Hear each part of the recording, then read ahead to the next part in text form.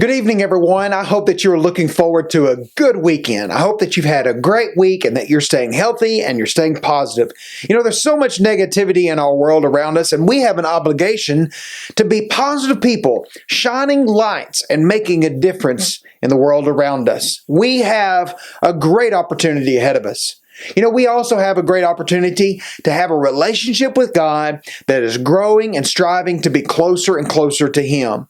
You know, that's what we see in the relationship of Abraham and God in chapter 22 of the book of Genesis. That's where we're beginning our reading tonight. Here in this chapter, we see God is seeking to further improve His relationship with Abraham. He wants it to be better and better. For a long time, God promised to make Abraham a father of nations. And so when Isaac was born, God's promises materialized. And it was very clear that God's trust of Abraham's faith rested solely with Isaac. God wanted to test Abraham's loyalty in this chapter. And so He came to Abraham one day and made a very difficult request. He asked him, "You need to sacrifice your only son." And because Abraham was so loyal, Abraham chose to obey God's command. And he took his promised son to a mountain to sacrifice him.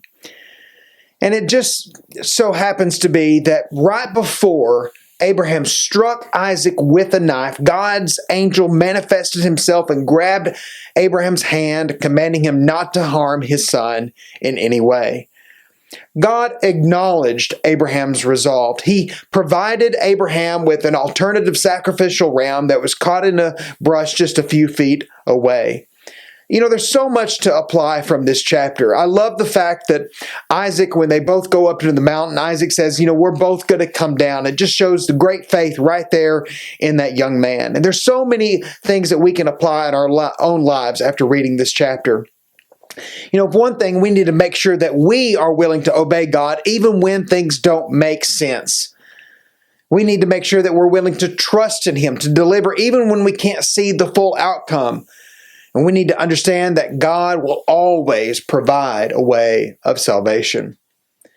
Chapter 23 of the book of Genesis is about the death and the burial of Abraham's wife, Sarah. Sarah was 127 years old when she died. And the Bible says that Abraham was very sad because for a long time he had depended on Sarah and he loved her very much. Living without Sarah was inconceivable to Abraham, and I can understand that. When Sarah died, Abraham negotiated with the locals for a piece of land to bury her. And he found a place to bury her. It was not a very easy task. In Genesis 23, it explains that Abraham had to humble himself before the local merchants, who viewed him more as a stranger than anybody that was from around there. And so Abraham finally was able to purchase some land, and he had the right to bury Sarah in that area. And a merchant named Ephron said, "Abraham, the land is worth 400 shekels of silver. What is that between you and I? Bury her, bury your wife." And so after purchasing the land, Abraham proceeds to bury his beloved wife Sarah in a cave. And that brings us to chapter 24. Here we find an older Abraham who God had given so many blessings. He calls his oldest servant to him to look after all of his belongings and to make him swear to find a wife for his son Isaac. And Abraham also made the servant swear that he would bring his son a wife from the native lands, not from the area in which they were living at the time. Abraham expressed his strong faith in God and hoped that He would send an angel to assist his servant. Abraham said that if the girl would be unwilling to accompany him back, the servant would be free of his oath.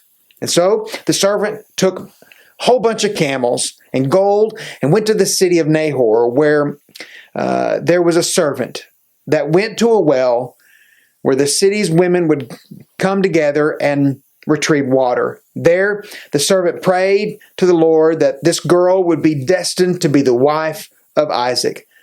Shortly afterwards, Rebekah is there with a pitcher of water to give to the daughter of a brethren of Abraham, Isaac and Rebekah, Mary, and we start to see more of the nation of Israel being established through the lineage of Abraham. What's the application for us?